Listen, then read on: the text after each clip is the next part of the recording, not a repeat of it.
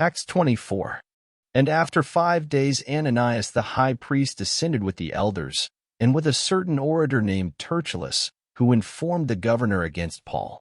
And when he was called forth, Tertullus began to accuse him, saying, Seeing that by thee we enjoy great quietness, and that very worthy deeds are done unto this nation by thy providence, we accept it always, and in all places, most noble Felix, with all thankfulness. Notwithstanding, that I be not further tedious unto thee, I pray thee that thou wouldest hear us of thy clemency a few words.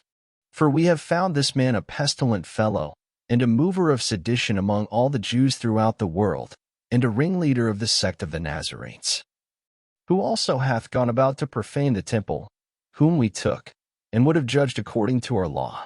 But the chief captain Lysias came upon us, and with great violence took him away out of our hands, commanding his accusers to come unto thee, by examining of whom thyself mayest take knowledge of all these things, whereof we accuse him.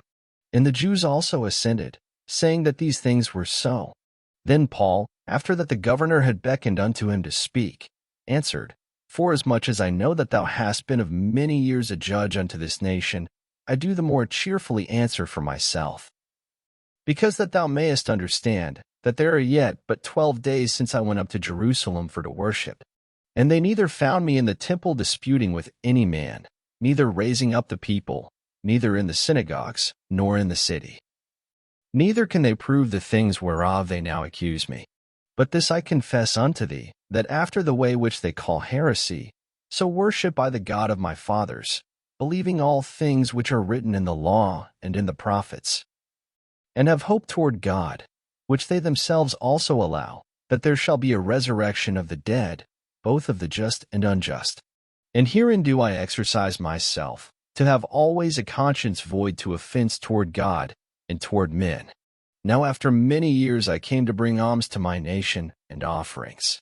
Whereupon certain Jews from Asia found me purified in the temple, neither with multitude, nor with tumult, who ought to have been here before thee, and object, if they had aught against me. Or else let these same here say, if they have found any evil doing in me, while I stood before the council, except it be for this one voice, that I cried standing among them, touching the resurrection of the dead I am called in question by you this day. And when Felix heard these things, having more perfect knowledge of that way, he deferred them, and said, When Lysias the chief captain shall come down, I will know the uttermost of your matter. And he commanded a centurion to keep Paul, and to let him have liberty, and that he should forbid none of his acquaintance to minister or come unto him. And after certain days, when Felix came with his wife Drusilla, which was a Jewess, he sent for Paul, and heard him concerning the faith in Christ.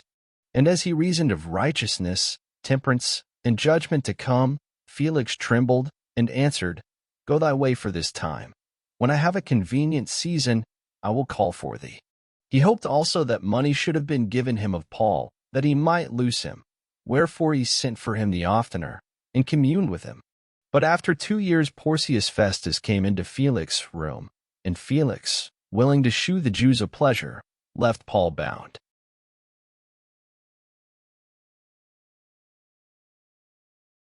Thank you for listening. Up next, Acts 25.